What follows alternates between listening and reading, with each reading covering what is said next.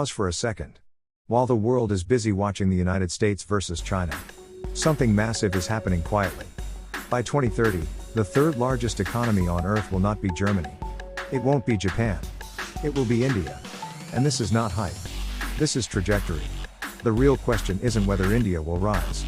The real question is, how powerful will it become when all the pieces connect? Because this isn't just about GDP. It's about a system being built. Let's break it down. India is already among the fastest growing major economies in the world, projected to grow above 7% annually in the coming years.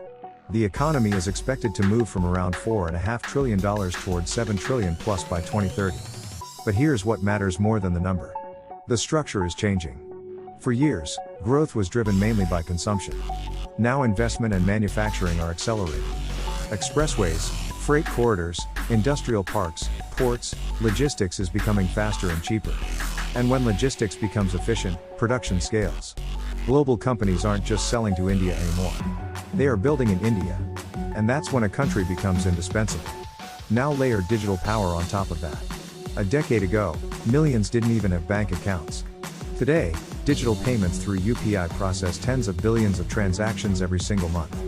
From street vendors to multinational corporations, everything is connected.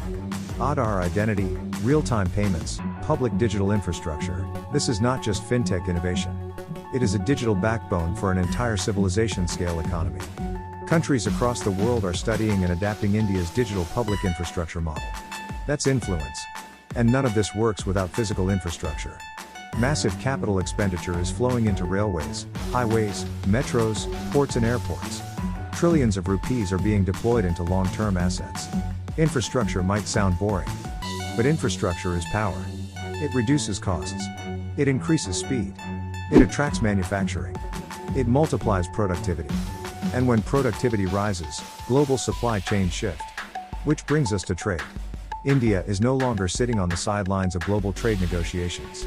New trade agreements with major economies are reshaping tariff structures and market access. Strategic partnerships with the United States, the European Union, the UAE, Australia and others are expanding India's footprint. India is not just a buyer anymore. It is becoming a supply chain anchor. And when multiple economic blocks depend on you, you gain leverage. Now look at manufacturing. Production-linked incentive schemes have changed the ecosystem. Electronics manufacturing is expanding. Major global smartphone brands are assembling devices in India.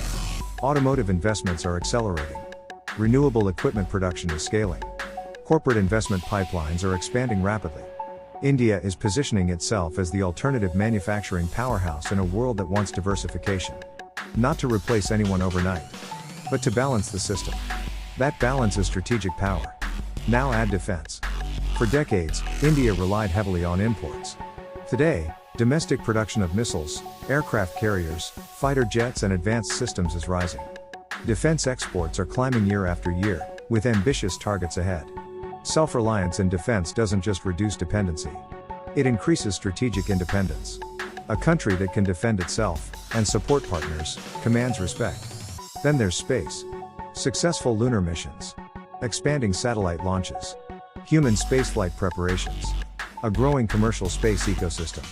Space is not just prestige. It's data, communication, navigation, climate monitoring, defense capability and commercial opportunity. A strong space program signals technological depth. And India is steadily building that depth. Now consider energy.